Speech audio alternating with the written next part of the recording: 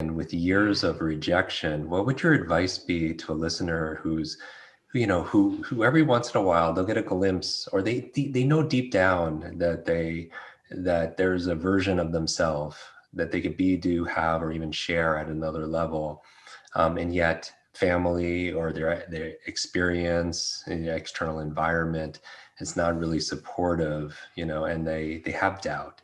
What would you say what would your advice be to that person? Yes.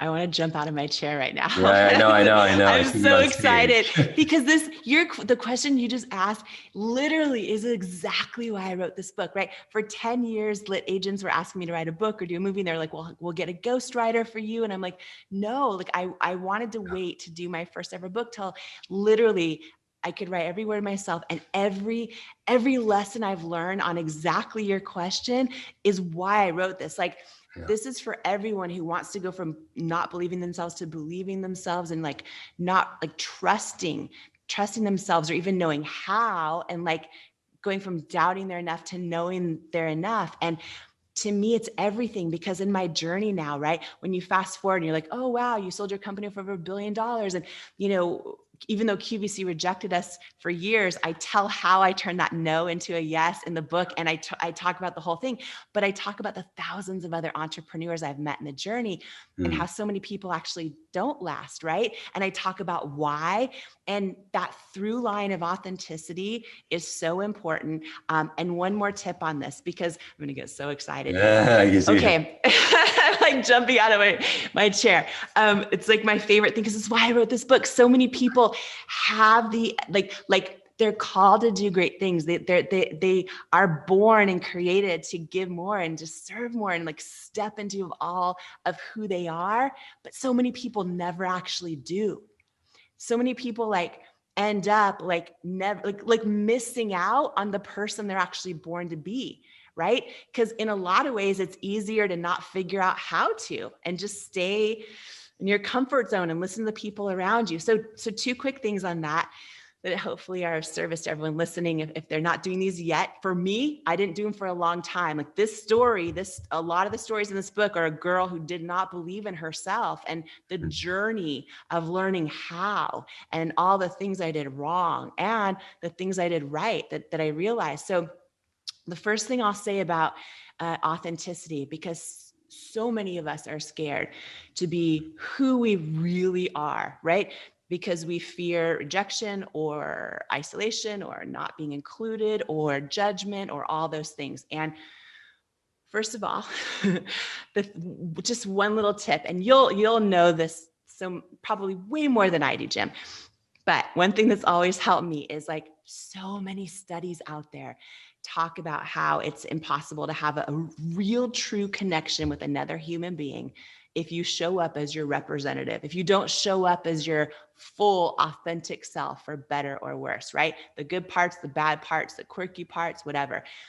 And whether the relationships you want to have are with your partner or your customers or your community on social media, you actually cannot have a fully authentic relationship if you're not showing up as your full authentic self, for better or worse. And so if right now you're listening and you're like, oh, well, I'm showing up kind of as the person I think I need to be, or I'm getting distracted by other people on social media because they're having great success, or their podcast is doing well, or their business, my competitors' businesses are having success by doing this, so I'm going to do that.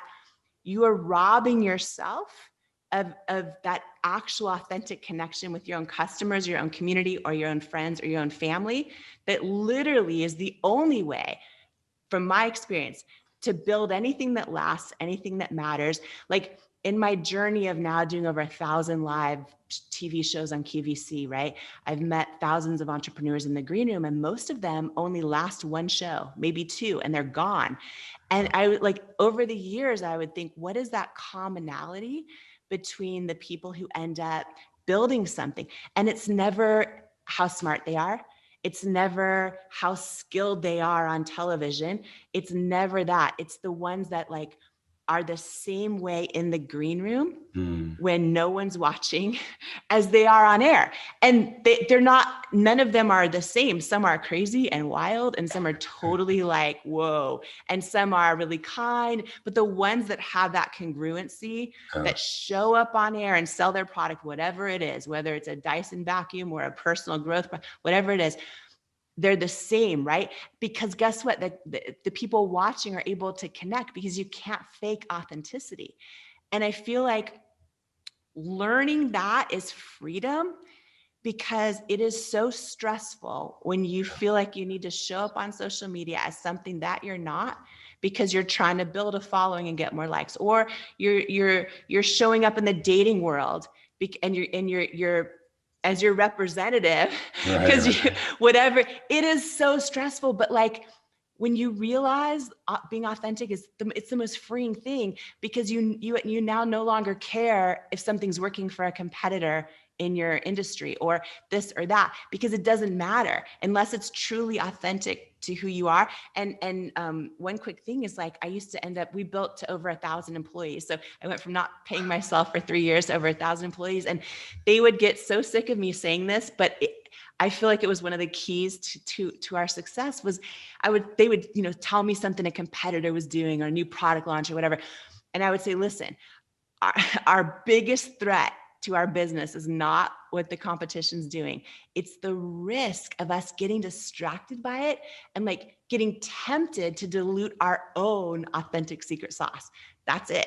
And it was kind of like staying true to that helped us actually build something that mattered. And listening to that, even sometimes when the experts out there, or in my case, the retailers were telling me they didn't believe in it. And one more quick thing is just in this process, because you mentioned, the people around you, if they're doubting you, right? Another big tool just to share with everyone listening that helped me is just everybody around you in your circle, whether it's friends, a partner, people you work with, whoever. They're only capable of believing in your dream, whether they realize it or not. They're only capable of really believing in it, usually, if like their own lens they're seeing it through of life experience and limitations has already proven to them it will be successful, right? Like so many people, even experts or visionaries, like they would never admit this, but like if you're doing something new or novel, or maybe it's been done a million times, but you're doing it your own way, it's really hard for anyone else to ever think it's going to be successful because they've never seen it be successful before, because it's never been done the way you're going to do it.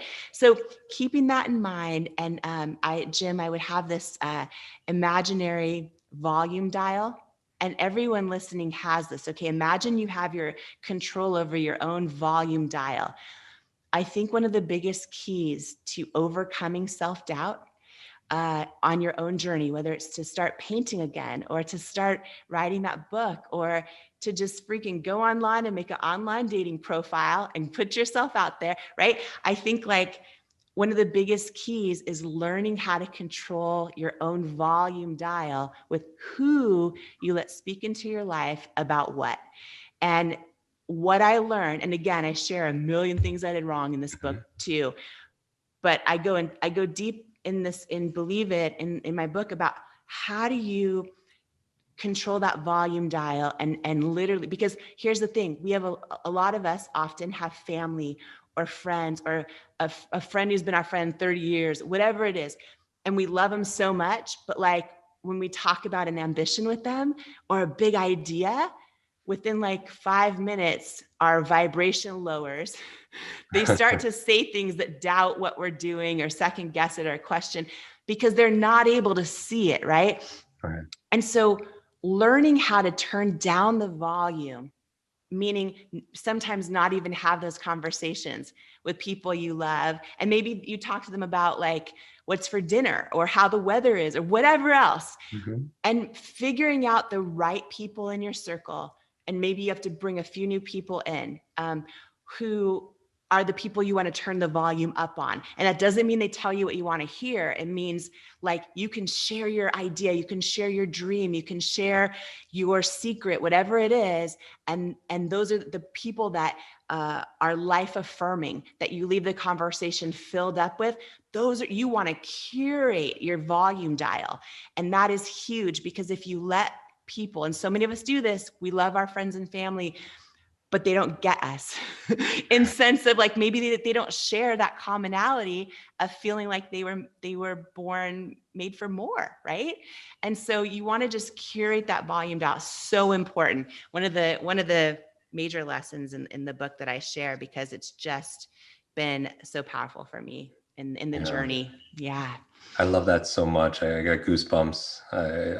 I call them truth bumps. It's one of those things where Oh, sometimes they can impose their limitations on you.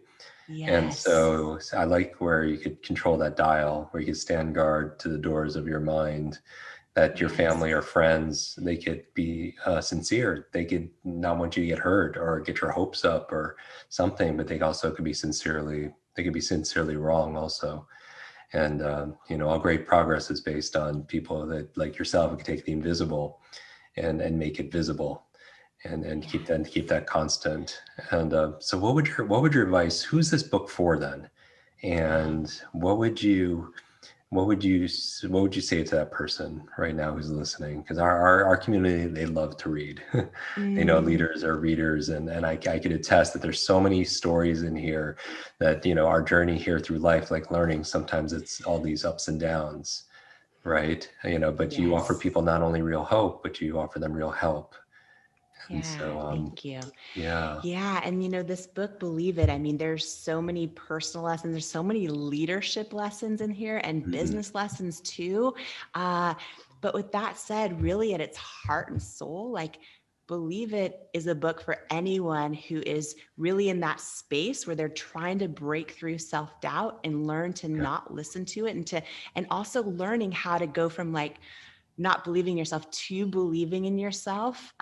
So many of us have a knowing deep down inside, but we haven't yet learned to trust it. So this book also is all about like, how do you go from not trusting yourself to trusting yourself, from doubting you're enough to knowing you're enough. Mhm. And it's really for anyone who struggles with that doubt, right? But most importantly, for everyone on that journey who wants to be on that journey of like stepping into all of who they are and all of who they're created to be.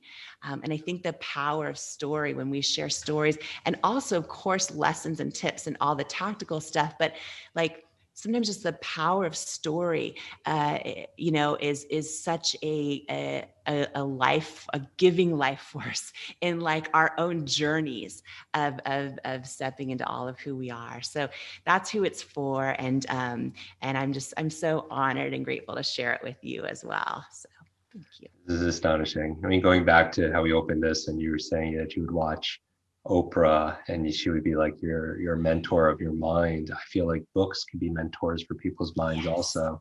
That when I Yes. read your book, I read other individuals' books, I feel like I'm on this journey with you, and it's wonderful. You have decades of experience of taking a setback and turning into setups, and Yeah. that somebody could sit down and read this book in a few days. They could download decades of wisdom into just days.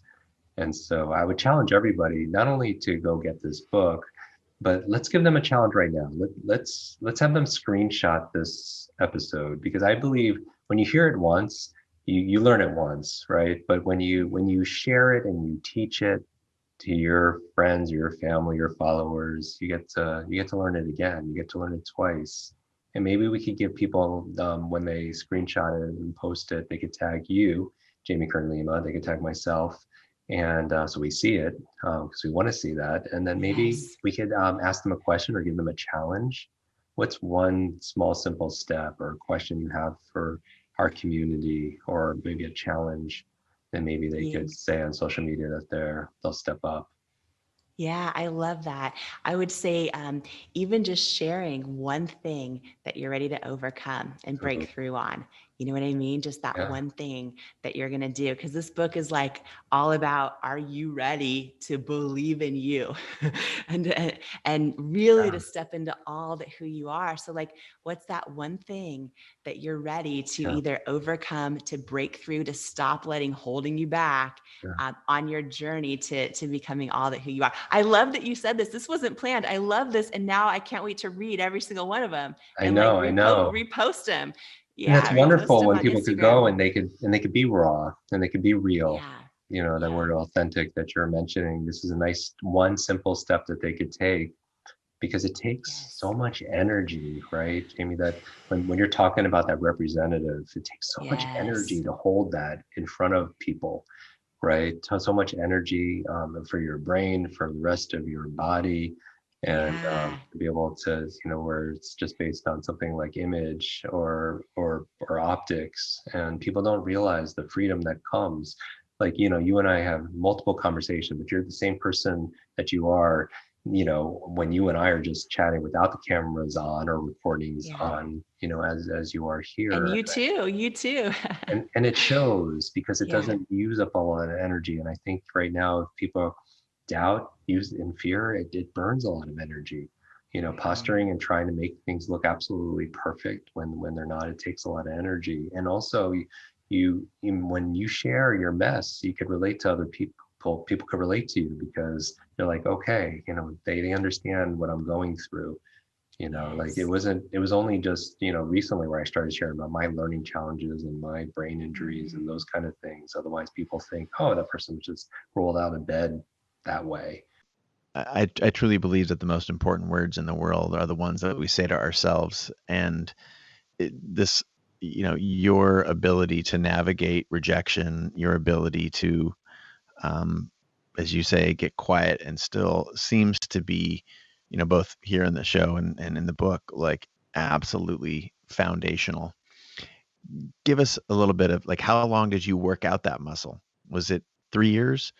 Was it a lifetime? Was it just in a professional capacity, or do you make use of this in your personal life? Because as you said, not only is this story bigger than you, but it's bigger than business. It's about humanity. And whether you're successful in business or you feel fulfilled in life, there's not that much gap between those two things. You can, if you have this skill set, I believe you can create or cultivate fulfillment in all these areas of your life. So was it professional, personal? And how long did you feel like it took before you had the resilience, or did it just happen at the right time and you just continued to hone the muscle? Give me a little bit more color there. Yeah, I feel like it is a work in progress still. I feel like it's a lifelong journey. There are so many areas in my life where I went from just completely being overrun by self-doubt and learning how to turn down the volume on my own self-doubt. And I literally, Chase, would imagine, I talk about in the book a lot, this idea of like this imaginary microphone or this imaginary volume dial, right? And, there were times where, I got a strong rejection that hurt so bad from someone. And it's hard when somebody rejects us or says something about us, or we keep telling ourselves, things that are maybe reflections of past mistakes or past miscalculations. And we start to label ourselves as things, and repeat them over and over. And, I'm still a work in progress at this, but I think, one of the tools I talk about in this book is how do you learn to really just turn down the volume on those things and interrupt them when you start to tell yourself those things, right? Or repeat words that someone else said to you, or a label someone else put on you, or a past mistake you've made. It's like, how do you turn down the volume on those things and turn up the volume on things that serve you and that remind you of who you are and your strengths and your capabilities and your, all those things. It's a work in progress for me. So I still deal with it every single day. And, there's a lot of areas professionally and personally that I've, learned to believe in myself and trust myself and know I'm enough in. And then there's other things related to body image that are still challenges for me to this day.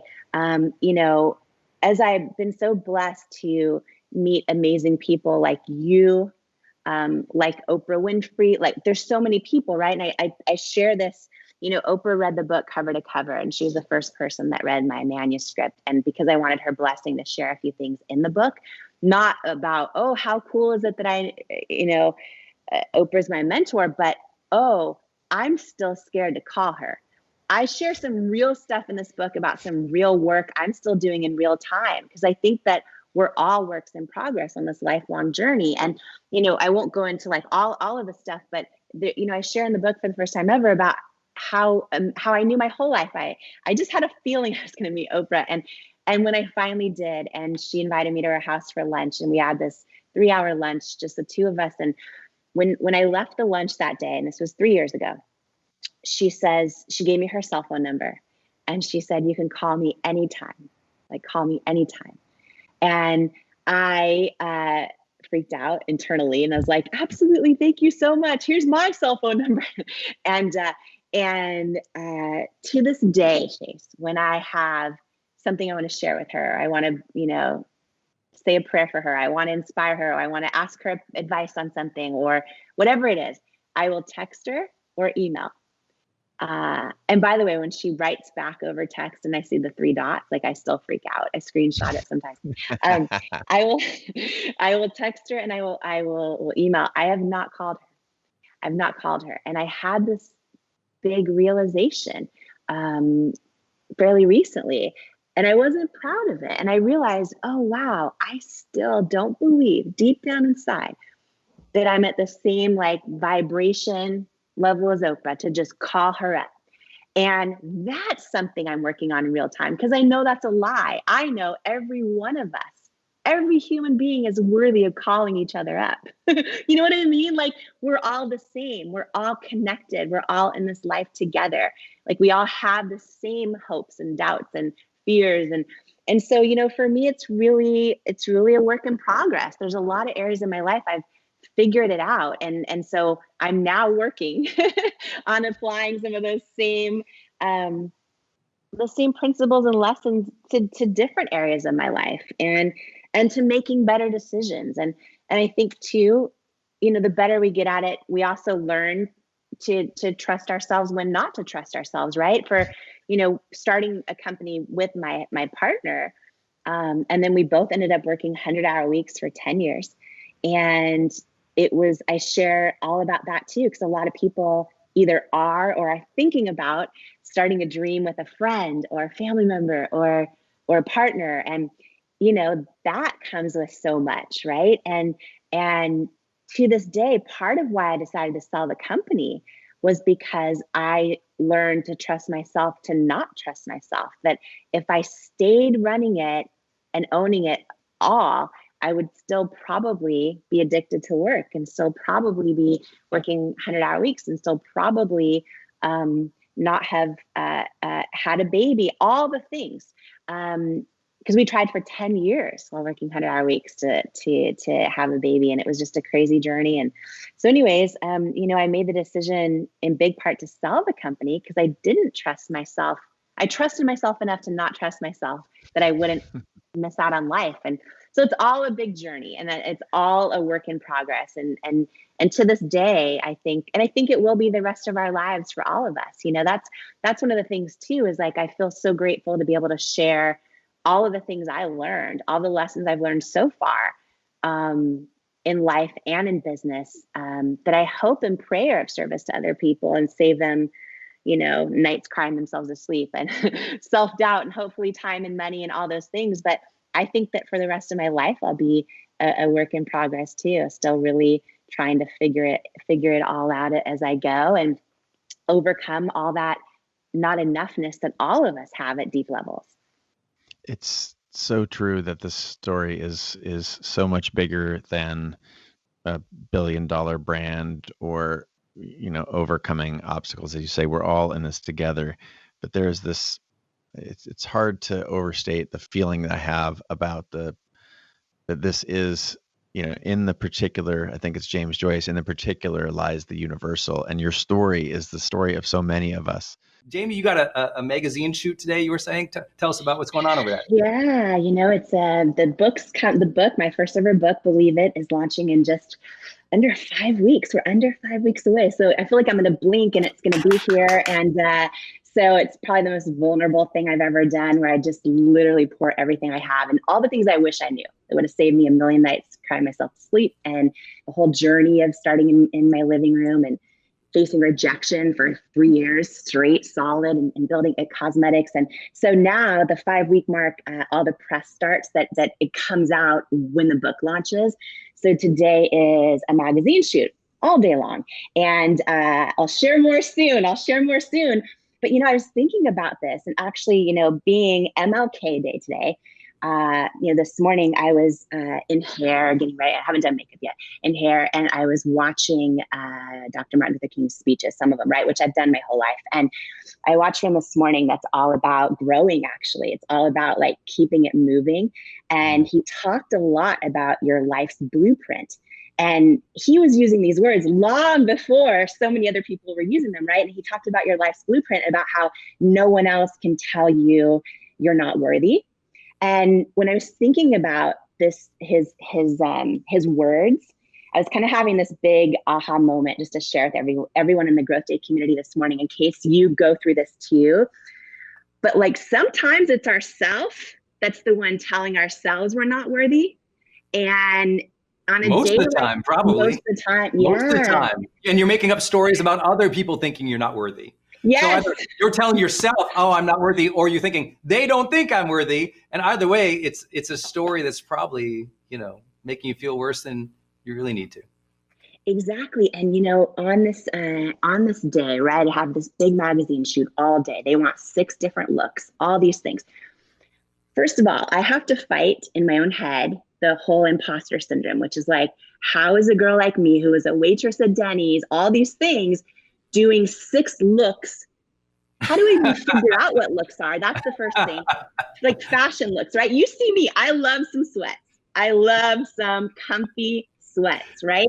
So I'm like, okay, 6 looks today. Does 6 looks mean 6 outfits? Mm-hmm. Or does that? Okay, got it. Yeah. Because when I do magazine shoots, they usually they show up with stuff and they put it on. I wander around, and that's about it. I'm really. And that's about it. I'm really. I'm the worst. I don't. I don't do press. I decided very early on I didn't want to be in the PR land. So very rarely do I do press. And every time I do, I realize why I don't. It's so exhausting. I really admire people who can do days of press and they do it consistently. We take for granted. It's really exhausting. People are bossing you around all day. You're just kind of wondering when you get to sit down or get to eat. It's a full schedule. Everyone wants to be famous, or they want days of magazine shoots and all that. And then they do their first PR junket in New York. And you do 16 shows in a day. At the end, it's a privilege and a joy, and it's fun. And at the same time, it's work. You had to get up. You got up, 5 o'clock today just to prepare and get hair and makeup and everything else getting ready? Yeah, we had hair at 5, had to get up at 4 to shower, all that stuff. Got to. And here's the thing is what a blessing, what a gift that I get to spread the word about the book. That's what really drives me, right? But what I'm realizing, and Brendan, listening to MLK's speech this morning, Dr. Martin Luther King's speech, talking about telling ourselves we're not worthy, or having other people tell you you're not worthy, exactly what you said. This is a day that the old me, the me that for decades has done lots of different things, and I'm working still, as you know, I'm a lifetime student, still working to grow out of this. The old me for sure would have let my inner critic take over all day and just powered through, hoping does this outfit fit? Are they thinking I really should be in this shoot? Are they regretting doing a story on all those things we tell ourselves, right? It doesn't have to be a magazine shoot. It could just be hopping on Zoom for something at work, or, how many times, that we get an invite to a high school reunion. Brendan, I don't know if you'll relate to this, but you coach so many people that I think you'll understand this at such a deep level. We get an invite to a high school reunion or something like that. So many of us, the first thing we think of is, oh, when I show up, how much weight have I gained? How much, all these things, right? To the point where we don't even enjoy it. Yes. And Yes. I remember a quote. Will you remind us all, if you remember it? There's a quote you said, and I saved it because I look at it often, and it said something about, I'll paraphrase, and then maybe you'll remember it exactly. But you can accomplish all these things, and the worst thing that could possibly happen is you get to the end of your life and you look back and you're like, I forgot to enjoy it. I forgot right? to enjoy it. Yes, That's the worst. Imagine looking in the mirror. You're 80, 90, 100 years old, and you had longevity, but you look in the mirror and you just go, you never felt it. You never enjoyed it. You never took the time to be there. And I also think, coming back to your high school reunion idea, or the magazine shoot, or all of you who are walking in to do, networking in a Zoom room, or when we come back to regular life and we're hanging out with people here again. I love this saying. It's not from me. I can't remember who said it, but I love it. Love it. There's two kinds of people in the world. One walks into the room and goes, "Here I am." And the other person walks in the room and goes, "Oh, there you are." And they're excited to see you. They're excited to acknowledge you, to validate you, to welcome you, to make sure that you feel at home. Yeah. And those are the people that we want to be in our lives. Those are that's being the role model, but it's also being, less ego driven. Instead of being so concerned, what do I look like? Who am I like? What's going on here? I've always, the way I got over myself, because everyone still knows and grows, I'm a dork. I love geeking out on personal development. I love books. I love to write. I'm more of even though I teach and I'm, millions and millions of hours of video by now, I generally mostly enjoy being alone, dorking out about my ideas, drawing up, creating ideas and charts and everything everywhere. And so when I go to talk with people, often I want to share that with them. And I have all these ideas. And I know there's lots of people, ideas. I just want to talk ideas. But the best thing I ever did to get over myself and be comfortable with other people is instead ask them about their ideas. Ask about, if you walk into your high school networking, gym and you walk in, instead be like, hey, ask people, hey, how you doing? Hey, what do you think of all this? Yeah. One of my favorite questions, what do you think of all this? Oh, I love the punch bowl, or look at this, or hey, this is happening. I love that we're together. Hey, how you been? Just acknowledging and appreciating other people is such a lost art because we tend to have agendas, because we tend to want to project something. And here's the number one thing. Most people really believe the idea they only have 10 seconds to make a first impression, or they only have 30 seconds to say it right. And I'm like, nothing in life that matters is judged in 30 seconds. In other words, give yourself time to build a relationship. Give yourself time to enjoy that moment. It seems like, well, you have 7 minutes on that major show. I'm like, there's going to be 100 other shows in your future. Some shows you're going to do are an hour-long podcast. Some shows you're going to do are in person. And so I'm just here to say, enjoy it, but also make it about other people. Ask them, validate them, and you'll feel better. Of course, when we talked about the other day about reading customer letters on QVC, right? It was a whole thing in the green room of putting into practice the idea that I think, exactly to your point, it's like, oh, this isn't about me. It's about something so much bigger, right? And I think that's huge. And I was going to ask you actually, because I think this lifelong journey for so many people of overcoming our inner critic, right? And even going up to a whole new, transcending the whole new thing and going, oh, who's my inner champion? Can I wake that person up, right? Yes. Can I wake up my inner champion? And so many of us are like, oh, inner champion, maybe you haven't heard your inner champion ever, or in a long time. And so, Brendan, coaching millions of people like you have, I'm so fascinated to hear for you, like if you also, or I should say, because I think this is universal, I think this happens to everyone, but when you're in a moment where you're doing something and all of a sudden that inner critic, you hear that inner critic, right? How do you turn down the volume on that? What do you do to go to silence your inner critic, or handle your inner critic, or overcome your inner critic, and then swap it to your inner champion? Or what are your tools? Because I feel like no matter what we're doing in life, where we're at in life, what our situation is inside our own family, inside our jobs, inside our hopes and dreams. It's just this, it's the biggest obstacle, I think, for so many of us. Yeah. I think one, you have to realize that replacing the inner critic in the moment is super hard. And so you have to think of everything you're doing is like, there's the pre-work, there's the actual in the moment flow work, and then there's the post work. The pre-work is, okay, before the inner critic is to start, you start your morning by tapping into your authentic self, meditating, feeling, thinking about who you are, what's important to you, your morning routine of intention setting, your morning routine of purpose statements, your morning routine of filling your head with good thoughts, your morning routine of acknowledging your strength to show up another day, your day of gratitude for appreciating that you have these opportunities. Meaning you got to start the day. The growth day starts with self-talk.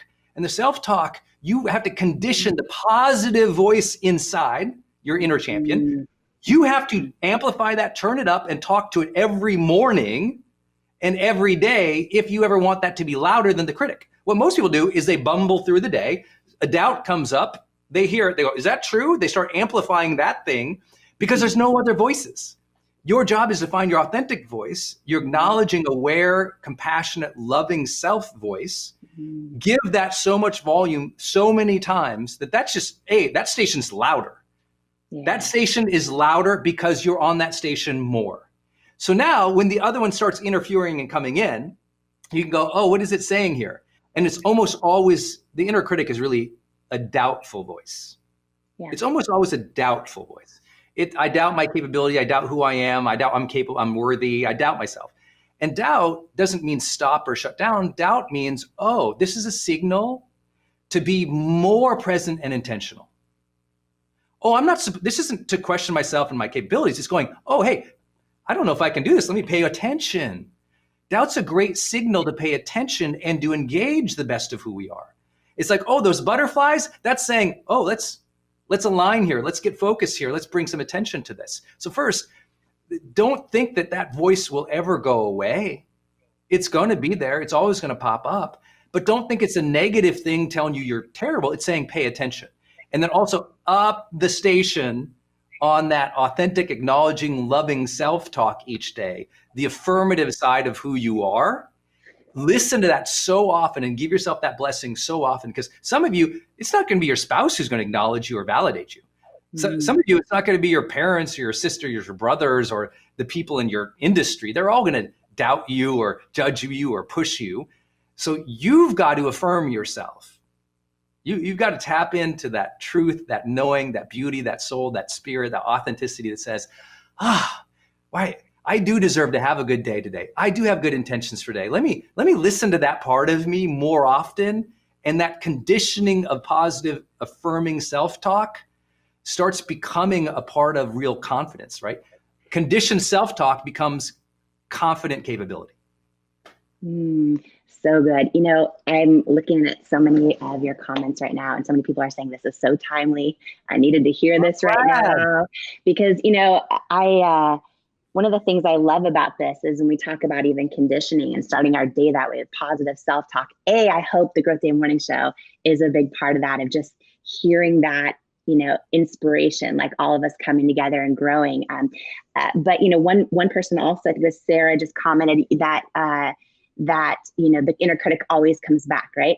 And you're saying, it always comes back.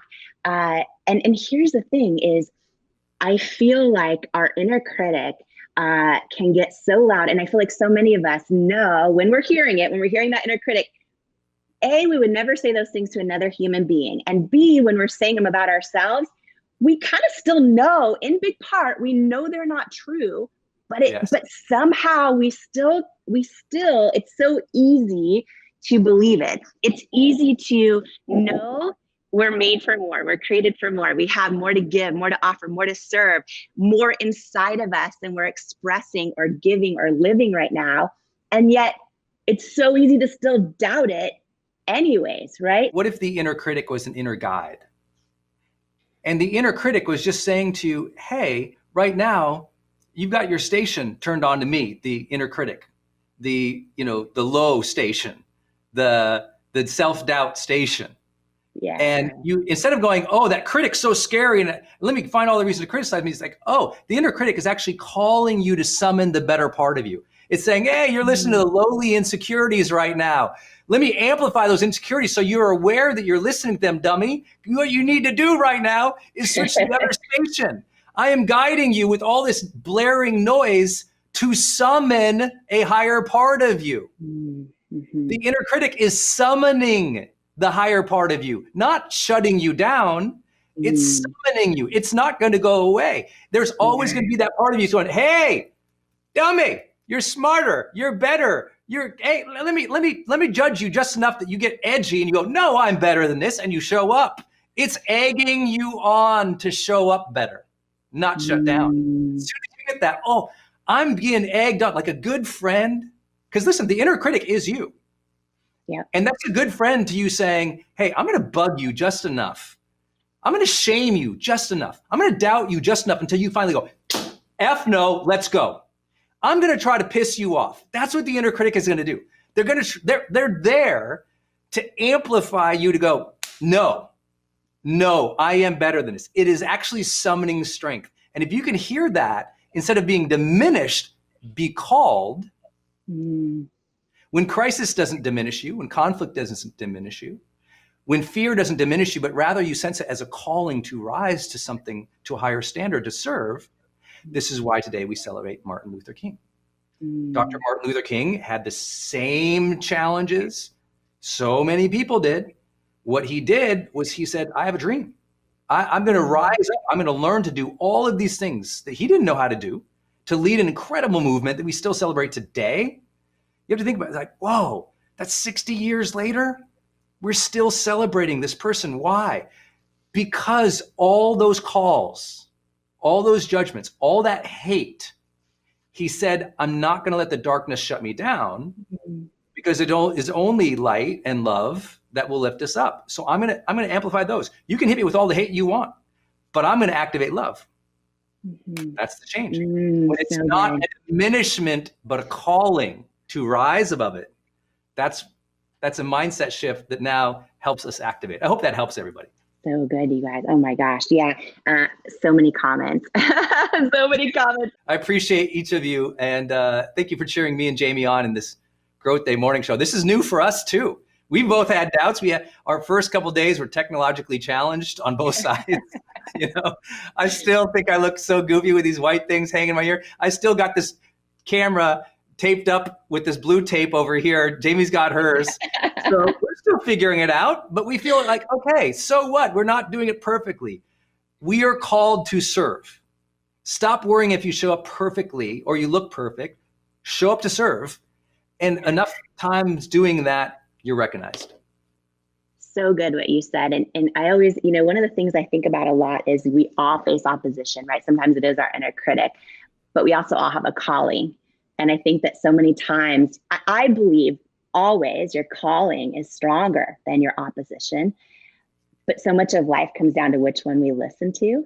Yes. And you talk about, Dr. Martin Luther King, and I think obviously so much opposition, during his time. And obviously his calling was so much bigger, right? And that's what he listened to. And I think that, I don't know, I just keep going back to those words you shared earlier too, about walking into a room and instead of saying, here I am, saying, here you are, right? I think that's when we make it not about us and it's something so much bigger than us. For me, I think that's, in my journey, that's, how one of my best strategies for overcoming that inner critic, because for me, that inner critic is there every single day. Every single day. I even doubted, even though I've gone on national television thousands of times with no makeup.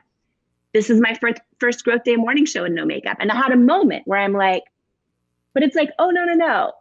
The only way to have authentic human connection is to fully show up as ourselves. The only way to serve is to not worry about stuff like that literally doesn't matter, right? And so it's kind of growth in progress, growth in process, I think for so many of us, and some of the tips you shared on how you frame in your own mind that inner critic. I've never heard that before. That's so powerful. That's so powerful, as if it's the station summoning you to get so angry that you're like, F that, and you transcend it. Huge. Yeah, it's your best friend egging you on, saying, "Oh, it's like if your best friend was like, oh yeah, you suck," and you're like, "Hold it." You know, it's just like if you ever saw people playing sports and you're playing basketball with someone, the crap talking is done to summon a higher level of game. They've actually measured this in communication studies in sports. Less crap talk tends to lead to less incredible performance. And it's not because we're not diminishing each other. We're egging each other on to play at a higher level. Now, I know there's lots of judgment about even that in sports, but I think my point is recognizing that all your inner fears aren't meant to shut you down. They're meant to help you pay attention. You know, you were talking about resistance and all the resistance. And I hope everybody, by the way, spend some time today watching some, speeches from Dr. Martin Luther King. If you haven't read the autobiography, the official biographies, or any of his collected works of speeches, I can't even imagine this day for the last 23 years this year now. I read his speeches. I have a big book that my dad gave me that I just read his speeches. And it's so powerful to see what he was willing, and not just him, the entire Southern Christian Leadership Conference and so many other great leaders of that time, trying to really speak up for something. And he said, if our main question is, who were you serving? And he said that if we aren't willing to speak up for what is right, then we're not living life. And so many of his great quotes that everyone will share on the internet today, I'm sure, just remind us to stand for something. Even if you are scared, stand for something. You're not doing a magazine shoot today. You're standing for something today. You're standing for a message. Yeah. We aren't worried about our insecurities of, I'm like, is my kettlebell in the shot today? I hope not, and I don't even care. It's like we stand for something at Growth Day. We stand for the belief that you can grow, that you can change, that you can have better days, that you can shift your attitude. We stand for something. So we're not trying to make everything pretty. You're going to stand for something today. And everyone needs to realize, what do you stand for today? What is it that you stand for? And the less you ask yourself that, the more the insecurity voice just fills it in. Oh, you aren't intentional enough to stand for something? Let me just fill it in with some noise here. Yeah. That's what happens. I would say your negative self-talk is because you haven't filled in the void. Yeah, so good. You got to. I work on this. Look at this. I got this. I pulled this off the desk. This is a calendar of affirmations from Hay House. This is Louise Hay. I hope you all read "You Can Heal Your Life" from Louise Hay. Louise Hay and Wayne Dyer, who were like who really made and rounded out Hay House with Reed Tracy as CEO. It's a whole book of affirmations. I've been doing personal development for 20 years professionally. I still read my affirmations and I read them out loud because I want that voice to be activated. I would love for you all in your morning routine to read out your Bible verses, or read out your favorite motivational quotes, or read out that part of that spiritual text that you love. Read something out, like activate the voice. You've been given voice. You have the blessing of speaking. You've been given voice. Activate that in a positive, affirming way. And it becomes a language pattern in your head that's louder than the insecure, quiet things. You know what I mean? You've done such amazing things with It Cosmetics. And I know, we've talked a little bit about it this year. We're working on, inspiring people to go after 1 million dreams together, to help each other, all of that. And I think it's so easy to look at somebody like yourself and say, okay, you took something from scratch. Literally, you and your husband, Paulo, started in your living room and you eventually sold it for over $1 billion. It would be easy for people to say, oh my gosh, she probably wanted a cosmetics company when she was 2. Maybe she started when she was 5, right? But that was not necessarily the dream to start with. Tell us a little bit of how this blossomed.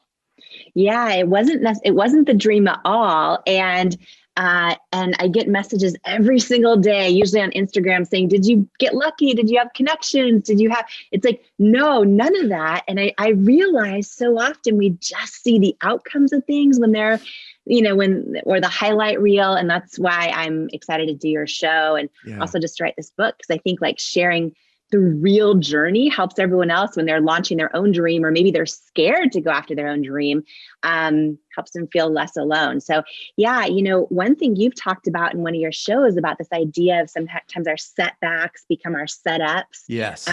That's really what happened to me when I launched this dream in my living room. And just to share a little bit about that, just for anyone in your community listening right now, especially if, like, they're they're in the season of setback or in the midst of a setback. Right. That's really how this whole thing started. So I thought I was working in my dream job. And, since I was a little girl, I always would, sit in my living room and watch Oprah. And I always thought, like, oh, one day I'm going to share other people's stories with the world. Like, I always wanted to do that. And I was working in television news as a news anchor, and thought I was in my dream job. And I started going through a season of setback, what I thought was a big setback. I got a skin condition called rosacea, which my skin is bright, it gets bright red with bumps everywhere. Sometimes it feels like sandpaper. And so I went to the dermatologist and I learned there's no cure for it. And I'd be anchoring the news. I tried all the stuff to try and calm it down. But I'd be anchoring the news and often live. While I'd be on the air, in my earpiece, I would hear from my producer, there's something on your face. There's something on your face. You need to wipe it off. You need to wipe it. And I knew. Which I'm sure totally helped you to focus and calm down, right? Yeah, absolutely. Yeah. Well, and then it's like when we go through these times, I started this kind of season of self-doubt where I would, like, my inner critic got so loud, and I would be live anchoring the news thinking things like, am I going to get fired? Am I losing our viewers, changing the channel? I went through this whole season, started trying to find any makeup product out there. I never had even an interest in going in creating a beauty company. But I started, trying every product out there, and none of them would work. And I had this kind of moment where I had this kind of this gut feeling. Like, I think when dreams start to brew in us, or when there's like a seed planted in us where we have this dream, it kind of started that way, where I was like it was like a little inkling, like, wait a minute, if I could figure out how to launch it, how to create a product that works for me, I bet it'd help a lot of other people. Yeah. And then I would kind of like silence that dream, and my head would take over.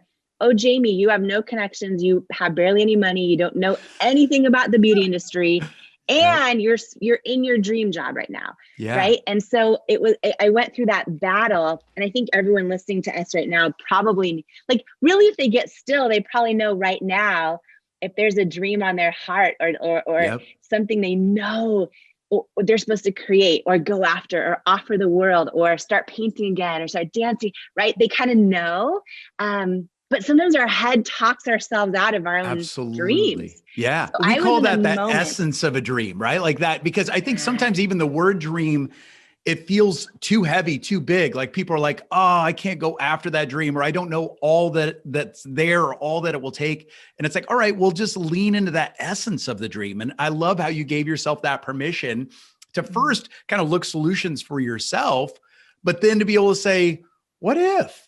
What if? And I love too how it seems like very quickly after that, you also started to say, what if we did it differently? Because that was really something you started to do very early on, to be able to say, hey, a lot of the marketing, a lot of the ads around cosmetics don't seem to be all that real or for real women. And I love how that really started to become a mission for you as well. How quickly after getting the essence of the dream and starting to walk it out, was that why of being able to say, all right, this is, I'm doing this for someone else too. How soon did that happen for you? Yeah, I realized in the midst of like, why can't I find anything that works for me? When I started trying to, try all these products, I realized, oh, wow, my whole life, I've never seen anyone in the ads that looks like me, that has skin problems, right? You just see Photoshopped ads. And I kind of realized that there was never a product that works for me, but also never a product that even showed people with skin like me. And I want to say something that you said in the very open of our conversation that I think is really powerful, especially for anyone listening. You said, maybe you've never sat at the cool kids club or the cool kids table at school. Right. And I just want to say, for anyone who feels like they don't fit in, or they maybe don't belong, or they're not like everyone else, I really believe, Mitch, that can be your superpower, because I think like I came into this beauty industry and I didn't fit in, and I was not, I mean, I didn't realize launching this company how it would be 3 years of being told no from all the retailers, and that because everyone sees, oh, wow. Because, you know, today at this moment that you and I are talking right now, It Cosmetics is the largest luxury makeup company in the country, which is insane. It's because amazing. for 3 years, every beauty retailer said, no, you're not the right fit. Women won't buy makeup from models that look like that. On and on and on. Change your packaging, change, right? And I think that why we eventually were acquired by L'Oreal for so much money is because we ended up doing something so different that like and unique and odd, that didn't fit in, but that people connected with, that it ended up being valuable to them. And I just think so many people listening right now, we're always told often in our lives to fit in and to conform. And sometimes when we fit in, it can actually be a disadvantage in a way, because we start thinking the same. Do you know what I mean? Absolutely. And I don't know. I just, sorry, that just like came out because I just think anyone feeling like they don't fit in, I think if you stick to who you are authentically, I really feel like that is when you step in the calling on your life, like, right? And I think like it's so tempting for us to, because we all want love, we all want connection, we all want those things. And it's tempting to do it at the price of who we are. Yeah. And when I look back at this journey, about turning a dream into, you know, into something that impacted now millions of lives, I think that there were moments when people told me to change what we were doing, change that was never going to work, that if I wanted to get in their stores, I had to do it the way they wanted me to do it. And those are the moments that I think could have stopped this whole thing from happening.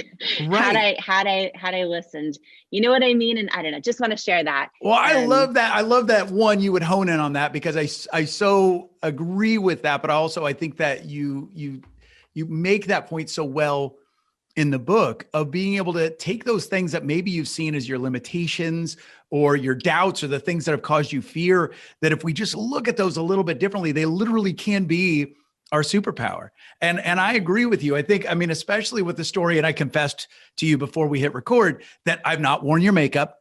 You know, I'm not an expert on the cosmetic industry, all of those things. But what I love about your story, and the more that I've dug into it, it truly is, obviously you've put together an incredible product, but the way that you've gone about it and doing it differently, which I think in some ways you had to like bolster yourself. You had to push through those no's. Those no's made you even more like, I don't know if it's the right word to say solid, but to be able to say, hey, we are choosing this. We are not doing this by accident. We are not doing this because it's easy. We're doing it because we feel like that's the right way to do it. And that's bolstered you to help you then navigate the storm. And I do want to say that, some people might hear this and go, oh my gosh, they went from their living room to selling the company to L'Oreal for $1 billion. It's like, oh, that's an overnight story. It's all those things. You guys, we're talking about hundreds of hours a week, working hard, paying yourself very little to nothing, and really fighting for this dream, which I think is also beautiful. And you've also surrounded yourself with incredible people. Now, I've gotten some questions from listeners. We're going to go after those in just a second. But one of the things is, I think what I loved about your story is that, so many things about your story, but you got the essence of the dream. You started to experiment. You saw the need. You saw the need to offer a product, but also promote that product, present that product in a different way. But I was curious, because so many people get the essence of the dream and immediately see the list of things they don't know or don't have, right? What's one of the ways, do you think, like, what was key for you to give yourself that permission to say, I don't have all the answers. I don't have all the connections. I certainly don't have the big bank account. What gave you, or how did you find that within yourself to be able to say, but I'm going to take that next step? Yeah. Well, I think sometimes, and I talk about this and believe it a lot, that I think sometimes knowing when to let go of a dream is as important as knowing when to go after one. And Yeah. while I was in that spot of going, okay, my gut, my essence, so to speak, is telling me to launch this company, but my head is saying you're not qualified. Right. You don't have the right connections, all that. When I look back, and by the way, when you talk about, the early years, it was 3 years of hundreds of no's, and we got, we couldn't afford to pay ourselves the first 3 years of our company. If we ever had a date night, which was a miracle, we would go literally to the Costco, the outdoor Costco concession stand. We get $1 hot absolutely. dogs. Yeah. You can get a lot for a couple of bucks at the Costco. That's exactly right. At least, and it tastes good, which is the good part. But that would be a date night. I mean, it was really tough. And there were so many nights I cried myself to sleep because it was another big no from a retailer, or I didn't know how we were going to keep the lights on. It was a lot of years. And in the book, and believe it, I go into details about like some of the scrappy things we did, like how, we figured out how to do things when we couldn't afford to hire people. And I go into that because I think it's so important, because you don't see that stuff on social media. You just see everyone's highlight reel. And I just think like, it's important for people that might, feel like it's just them struggling or not getting traction or hearing rejection after rejection. And when I look back at all of this, and I talk about so many things I did wrong in the book, but one of the things that I did do right,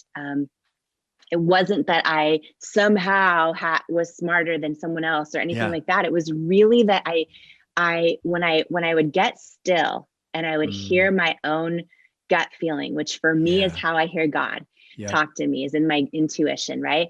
But some people may call it the universe. Some people might call it just their own internal knowing, right? When I would hear that internal knowing, I would make the decision to trust it. And for me, that was one of the biggest things, because there were nights I literally would just cry myself to sleep. And I'd wake up in the morning thinking like, oh, was that huge rejection from QVC really real, or was that a dream? And then I'd realize it was real. Very real. And I'd like, very, no. very real.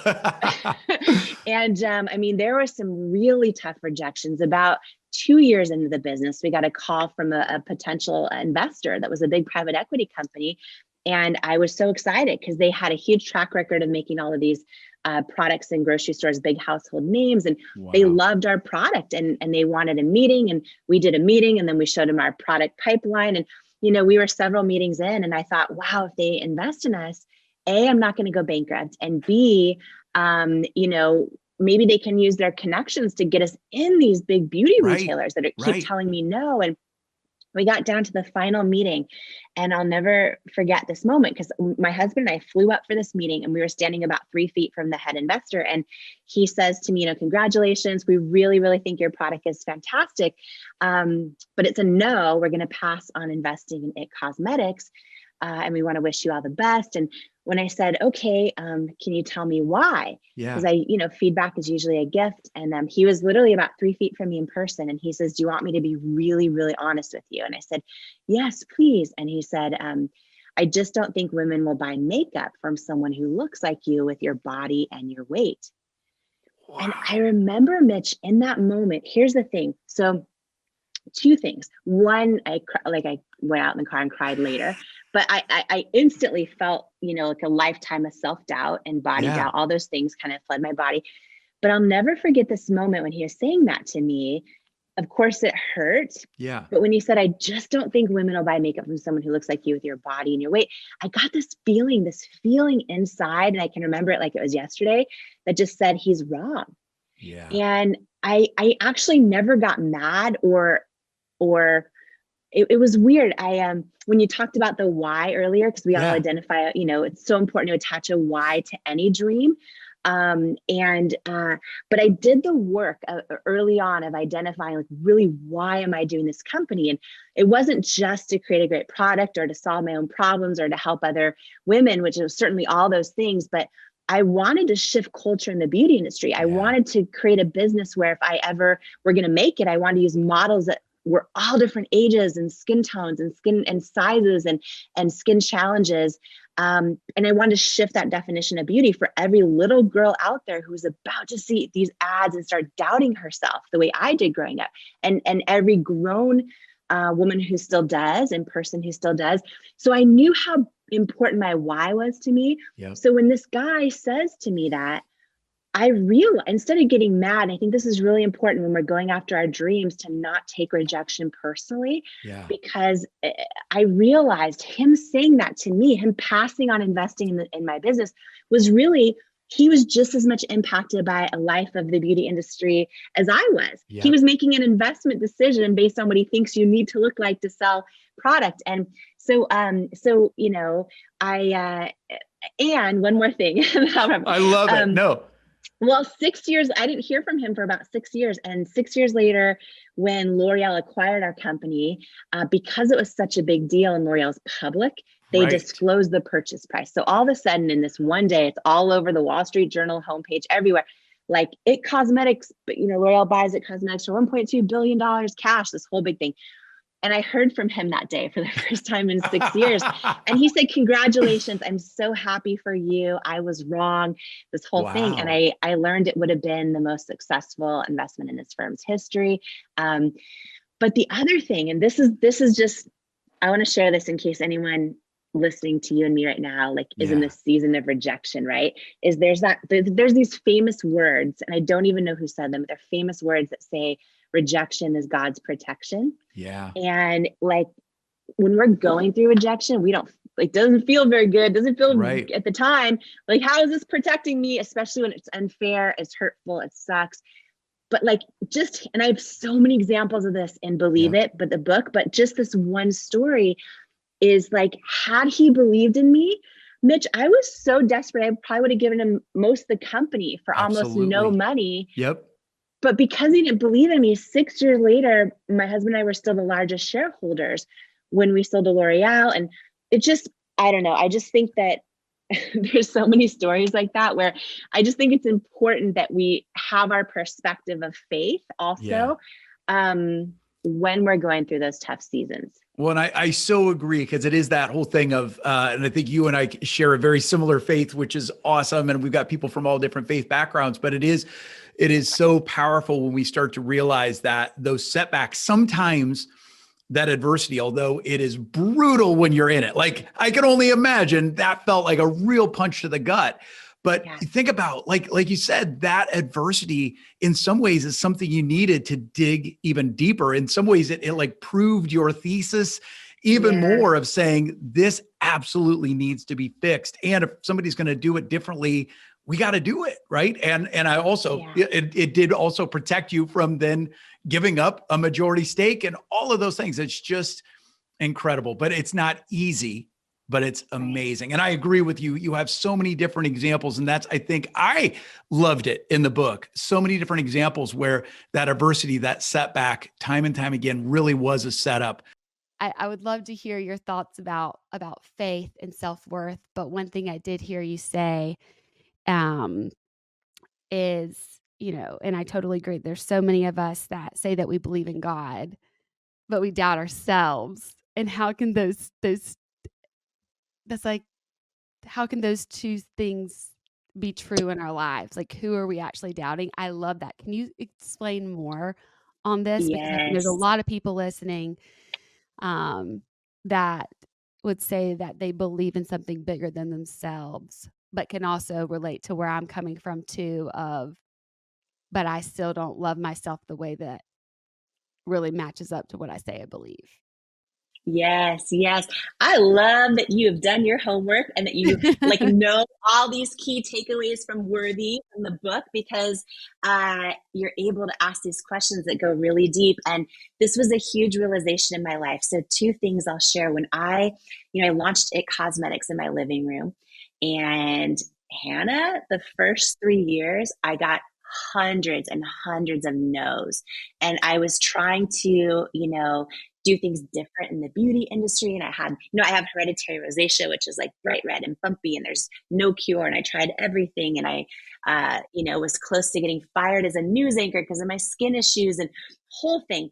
And I just had this vision, like at the time, all the models for any beauty company were all very similar, flawless skin. They all looked like they were 12, like all, it was very, and I was like, well, what if we put, real people, like every age and shape and size and skin tone and skin challenge and all the things. And everyone was just telling me, no, it would never work. And I went through years and years and years and years and hundreds of no's. And most people, we were teetering on bankruptcy for the longest time. And a lot of people know the outcome now, but they don't really realize, like, oh, wow, like, oh, I know It Cosmetics is in Sephora and Ulta and QVC, but Sephora said no for 6 years straight. Wow. Ulta said no, QVC, all of them said no for years. And so many of us will give up after 1 no or 5 no's or 20 no's, or we let other people's no's somehow equate to our own doubt, or we think that they're some indication of our lack of potential. And there's just so many lessons I learned along the way around this, and in particular around how to handle rejection and failures and fear, because you were bringing this up a second ago. Fear of failure, fear of rejection. And there's a whole chapter in Worthy called When You Change Your Relationship with Rejection, You Change Your Entire Life.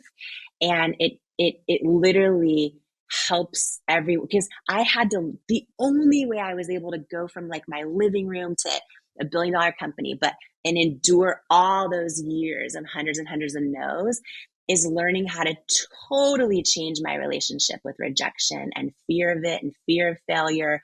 And so I go deep into how everyone listening can do that in their life, like right now in the book. But in terms of your question about faith, so 2 things. I remember one painful rejection in building It Cosmetics, and we had gotten no's from everybody. And I just I don't know how we're going to stay alive as a business. And oh my gosh, I finally got a phone call that I was like, this is going to change my life forever. It was this potential investor. And I think you probably know this story, but just to share it with anyone who doesn't know, he ran this huge private equity company. And I was like, oh my gosh, if they invest in us, A, we're not going to go bankrupt. And then B, maybe he could use his leverage to get us into all these stores that keep telling me no.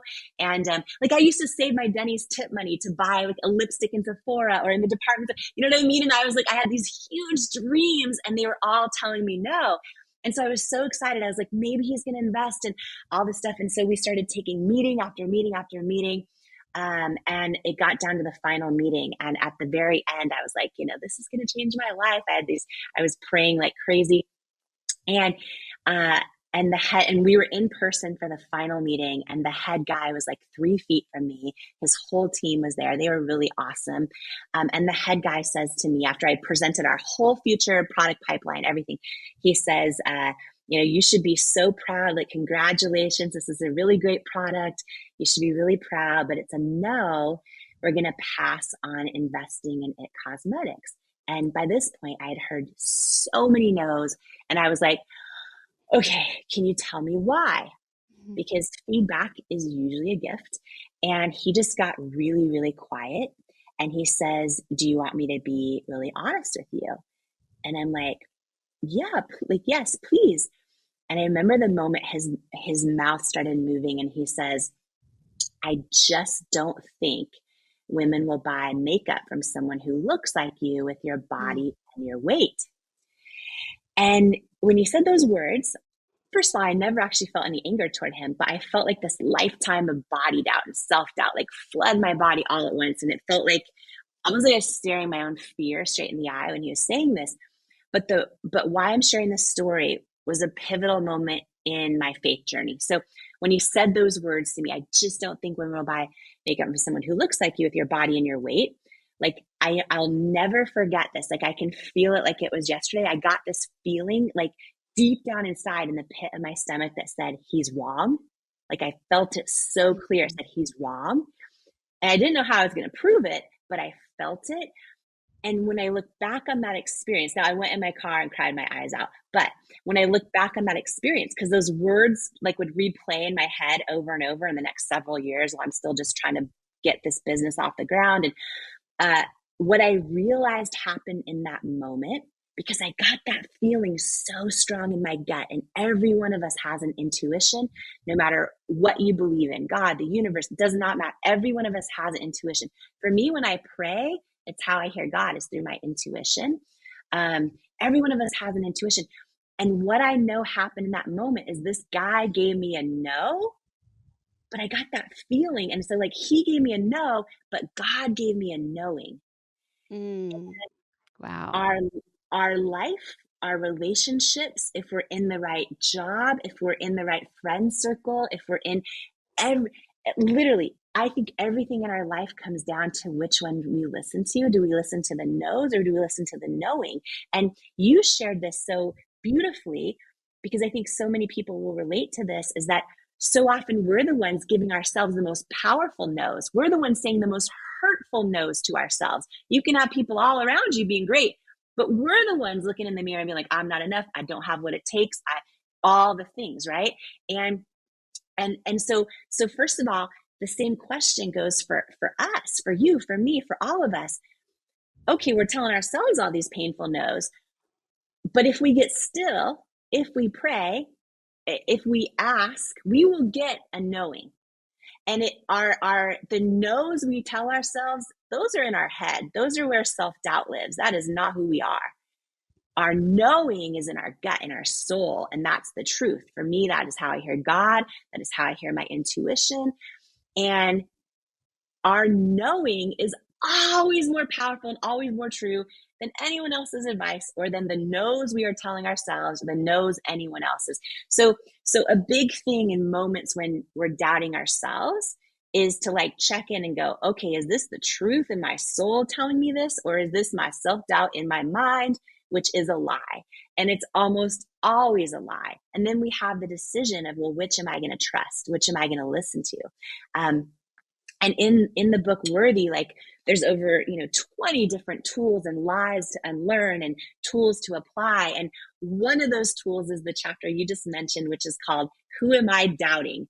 Who are you really doubting? And it's a chapter about faith. And so many people, maybe you trust the universe always has your back, or you practice a particular faith. For me, I'm Christian. I believe in God. And I had this huge moment where I realized in my life, and this is relevant to anybody who doubts they're enough, who thinks that they don't like what they look like or what their body looks like, or they don't feel they're worthy of walking into the room, or they're unqualified, or any of the things that we believe. I had this moment where I feel like, oh, I really believe God's word. I believe I'm fearfully, wonderfully made in his image. I believe I can do all things through Christ who strengthens me. I say I believe all that, but then how am I doubting I'm enough when I'm about to walk into a room? How am I thinking I don't like how I look? How am I thinking I don't have what it takes and I'm unqualified and all the things? And what I realized is, oh, wow, when I believe my own thoughts and my own self-doubt, like when I have self-doubt, and this is for any of us, when we have self-doubt, what we're actually doing is believing our own thoughts and doubting God's word. Mm-hmm. And so I started going, oh, wow, okay, I actually don't have self-doubt. I have God doubt, because I'm trusting myself. I have God doubt. And I'm like, okay, who do I want to believe? Do I want to believe my own self-doubt, or do I want to believe God's word and what he says about me and how I have everything it takes and I'm wonderfully made in his image? Which do I want to believe? And so it is one of the tools now I apply to my life. And for anyone who has a strong faith, this is an instantaneous self-worth shortcut because any room you're tempted to feel like you don't belong in, if you're handed around walking down a red carpet, any red carpet you're tempted to feel like you don't, any business you're tempted to feel like, oh, what if people see me fail? Any self-doubt that you're tempted, right? For me, I will intercept it in a second and be like, am I going to trust my own thoughts and self-doubt, or am I going to trust God's word? And I will remember in that, I will make the decision that I'm going to trust him in that moment. And then I walk into a room knowing who's walking in with me, knowing whose I am, knowing whose image I'm made in, knowing who's in me. It is an instant like identity level self-worth hack, and really quick way to silence everything. Because at the end of the day, I mean, it really is, self-doubt really is, for people with strong faith, it's really just God doubt is what it is. And so for a lot of people, they're like, oh, wait a minute. And then it all of a sudden becomes way easier to just decide who you're going to believe in that moment. So yeah, it's a very powerful thing. In building It Cosmetics, I had to learn literally to completely change the meaning I attached to rejection and failure to one that was actually empowering and inspiring, which sounds like crazy to hear me say it that way, but it's so possible. And when I did that, I was able to like go for things in a way where I was fearless of if I got rejected or failed. There was one day I was crying under my covers after a painful rejection, another painful rejection. And I just started Googling everyone I admired most in the world who'd like done incredible things and, helped heal humanity through love or built incredible businesses or inspired the world. Every single one of them has had so many rejections and failures. They're just the brave ones willing to keep going anyway. And I remember one day in my journal, I wrote out, rejection no longer means I'm not enough. Rejection means this is a victory. I'm one of the brave ones willing to go, like, keep going. I'm not going to live my life on the sidelines, living in regret. Like, I'm going to make this decision that every time I get rejected, of course, initially my neural pathways in my brain are going to go, yep, there's proof you're not enough. But I'm going to intercept it and go right into like, this is a victory. I'm one of the brave ones willing to go for it.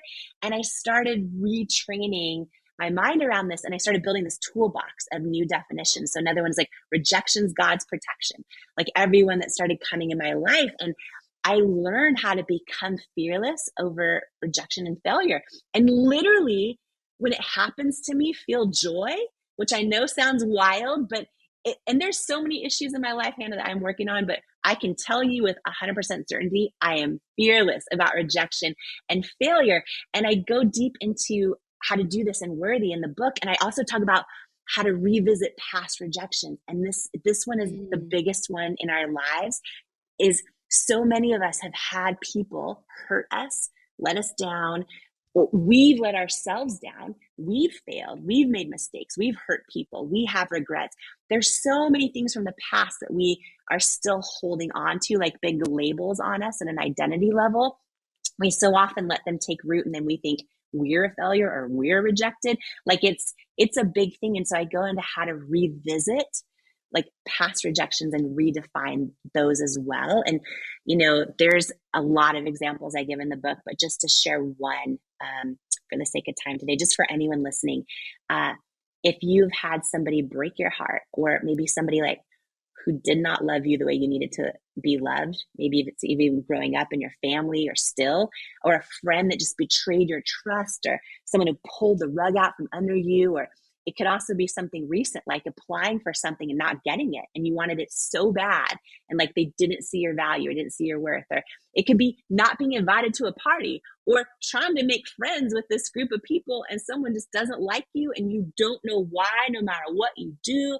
So I talk about how you like the tool about revisiting any of those and redefining what they mean, and how to build a whole toolbox of assigning meaning to those things. And so my favorite one of all of them, I go in a bunch of them in the book, but my favorite one of all is I will look at situations like that in my life right now, and I will literally, instead of thinking, oh, I'm rejected, I'm not enough, whatever, I literally imagine God saying to me, oh, you're not rejected.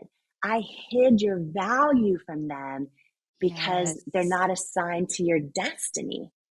And I will believe it, Hannah. I will believe it at my core, and it helps me build resiliency and a fearlessness around it. And it helps me not let those things take root at a self-worth level. So there's so many tools we can apply to our lives right now that literally change it, because I'm sitting here talking to you, and I want to like jump inside your body and be fully fearless about all the things you want to go after, because who cares if you fail and fall flat on your face? Like all that only means the meaning we attach to it. That's it.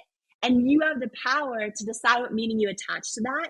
And when you become fearless over it, like that is when you become unstoppable. Like that's when you become unstoppable. So, but I want to go back to your own story. Do you remember how old you were or what situation you were in life when you first realized, this could be a little girl, teenage years, whatever, that you were struggling with self-confidence?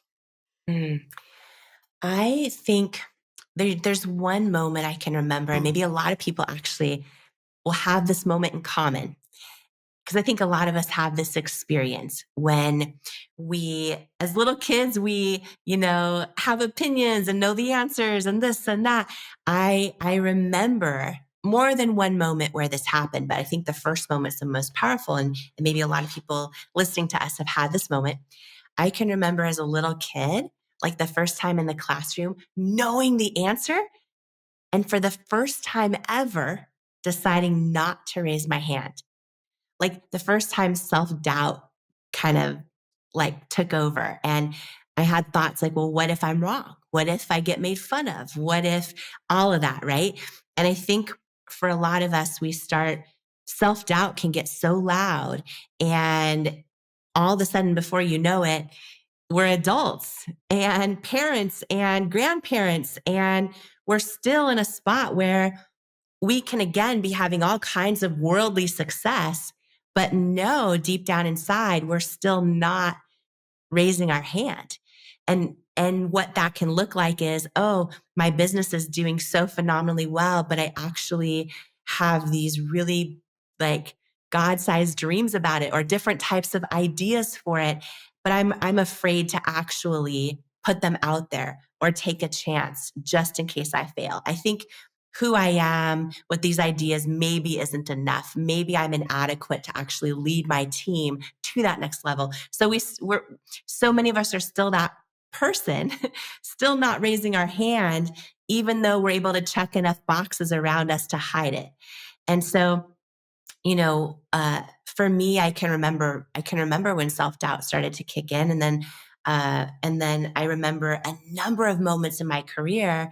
And I know you go deep on your show, deep on your podcast, but and maybe a lot of people listening can relate to this, especially people in a leadership position, or who's leading a team. Is I found myself in many moments in my life knowing how to do enough to do that well, but also knowing deep down inside, I didn't feel like I was enough. I felt often like I'm an imposter. Do I have what it takes to do this? And there were many moments where I did doubt myself out of my own destiny. So I think while a lot of people might know my story is, Denny's waitress builds billion-dollar business, or first woman to hold a CEO title in L'Oreal's history of any brand in their 100+ year history.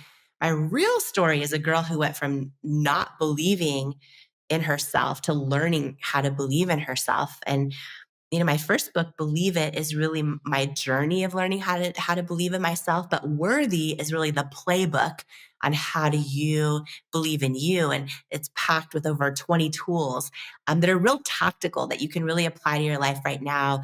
Like I think of the rejection framework, but for an example in the book. And, a lot of people will ask, well, how did you, endure years and years and years of rejection building your business? And, a lot of people don't know we were teetering on bankruptcy for many years. A lot of people just kind of know the success story. Wow, it's now one of the largest, companies in that space. But for many years, it was rejection after rejection. And I think learning how to deal with that is such a powerful thing, and also how to almost embrace it in a fearless way, how to reframe past rejection so we don't let them take root and start to think that we're a failure, which can then take root in our self-worth. And so, yeah, I packed it with lots and lots of tools on hopefully that everyone can apply to their lives right now. Because, one of the things I say in the book is that, when it comes to your business or your leadership or your life or your relationships or your goals and dreams, that we don't soar to the level of our goals and dreams. We stay stuck at the level of our self-worth, and we don't rise to what we believe is possible. We fall to what we believe we're worthy of. And so, when you build your self-worth, it's just one of the most, and doing that through faith and doing that through a whole lot of other tools, because at the end of the day, building strong self-worth is not about learning new things. It's actually about unlearning. It's about unlearning a lot of the lies that lead to self-doubt, and then igniting those truths that wake up worthiness. So, yeah. Ladies and gentlemen, rock this house and welcome to the stage, Jamie Kern Lima! Jamie Kern Lima! Every single one of us has had someone tell us we're not enough. Every single one of us has had someone say words to us that hurt.